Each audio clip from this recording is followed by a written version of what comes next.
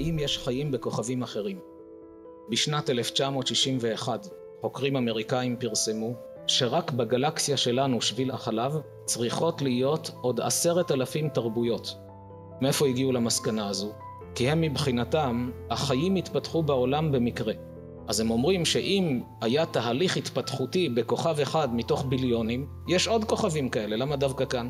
עד כדי כך שהשקיעו המון כסף ועשו שדות לוויינים שיקלטו אותות מהחלל, כדי שהחברים שלנו בכוכב אחר שישלחו לנו איזה אות, אנחנו נקלוט את זה כאן. שאלו פעם את המקובל הרב מרדכי שרעבי, זכר צדיק לברכה, זה היה בדיוק לפני שהאמריקאים שיגרו את החללית המאוישת הראשונה לירח. אמרו לו, כבוד הרב, אנשים בעולם מתערבים, האם ימצאו יצורים חיים בירח או לא?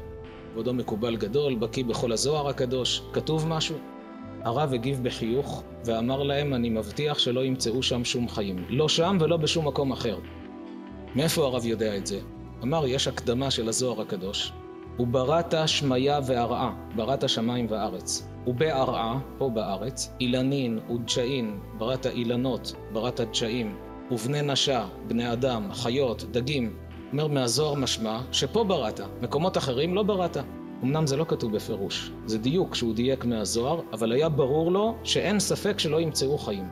מאז ועד היום, ככל שחולפות השנים, לאט לאט החוקרים הולכים ומתייאשים מלגלות חיים בכוכבים אחרים.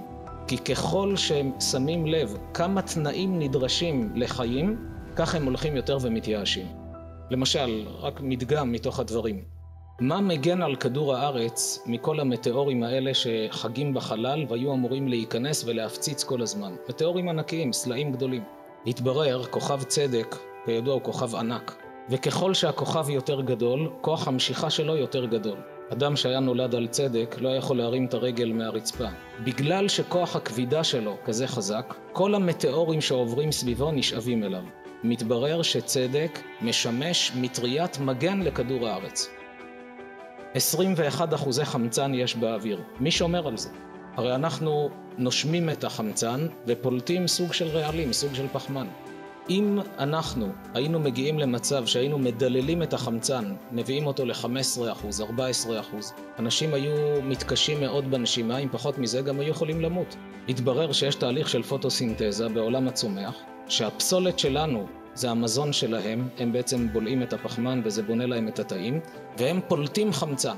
אז מצאו, ברוך השם, אין מה לדאוג, לא ייגמר חמצן. אבל עדיין יש פה שאלה. אם החמצן יצטמצם בגלל שאין איזון בין בני אדם לצמחים, אנשים יחנקו. ואם הצמחים יפיקו המון חמצן, מה יקרה? גפרור אחד היה מדליק את כל כדור הארץ. מי שומר על האיזון הזה של 21% חמצן? דבר נוסף, מרחק כדור הארץ מהשמש 150 מיליון קילומטר. היה קצת מתקרב, עולה בלהבות. קצת מתרחק, כופה כולו למוות. ועוד המון תנאים נדרשים כדי לאפשר חיים. ראיתי לאחרונה מאמר מאחד מגדולי האתאיסטים בעולם, והוא אומר שלאחרונה מתחיל להיות אצלו סדק בדעות שלו, ואם יש משהו שישנה את דעתו, זה רק הפלא הגדול שנוצרו חיים בכדור הארץ. כי כל כך הרבה תנאים שהתחברו יחד להיווצרות של חיים, זה צריך להיות משהו מעל הטבע.